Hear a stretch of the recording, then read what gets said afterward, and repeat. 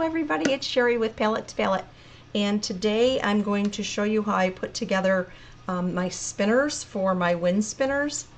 And I've just painted a newly released file. Well, actually it's not even released yet because I don't have it posted yet, so it will be posted soon.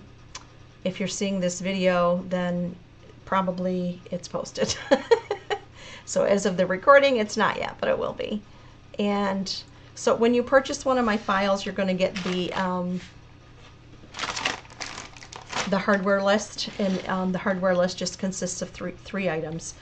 But also, here's a tip: when you're painting and you've got to line up 2 layers with the hole in it, I usually put something through the hole to make sure that they're lined up perfectly.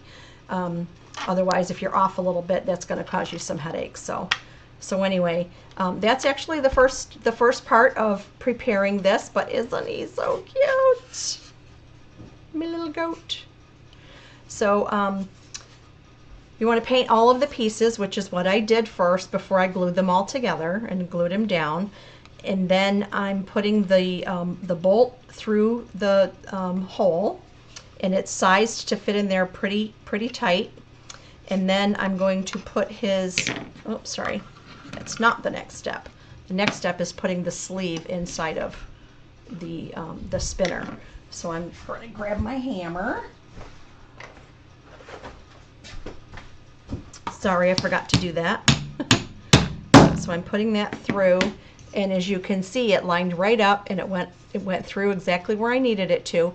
But now I want this to be away from the body a little bit, so I'm going to push this through more, so that it extends out on the front side. So I'm just placing it off the edge of my table a little bit. Sorry about the bouncing. My overhead, I'll show you this setup someday, but my overhead is on a piece of wood that I have bolted to the side of my rolling cart that comes up the front of it and over the top, and then it's clipped on and it's hanging. So every time I move my cart, it just bounces. And I'm sorry, but I'm not going to spend $135 on something that can hold a camera for me. But anyway, so I've got this. I've got it extended on the front side, okay? That's what I want.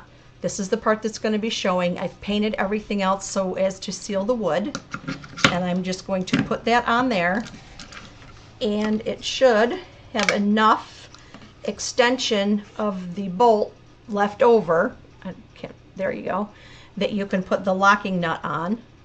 So now I'm going to put the locking nut on and put this on until it's tight.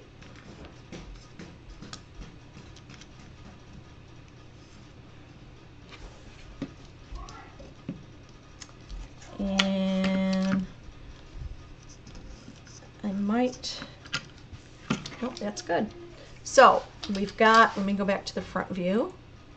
We've got the locking nut on the back, and the screw and the sleeve, or I'm sorry, the bolt and the sleeve are both on, and there's a space between here. We don't want our tail, when it spins, to hit the goat.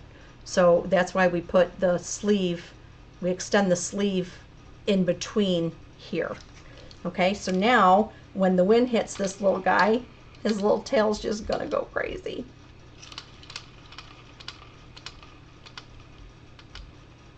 Isn't that cute? I love it. He's adorable. Okay, so this is going to be the third in my collection of wind spinners, and be looking for more. If you have ideas of more that you would like to see, if you have suggestions on files that you would like me to create, go ahead and join my Facebook group. The file or the link to my Facebook group is going to be posted in the description part of this video.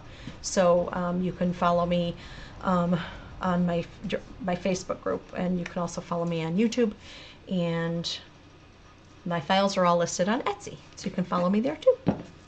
Have a great day.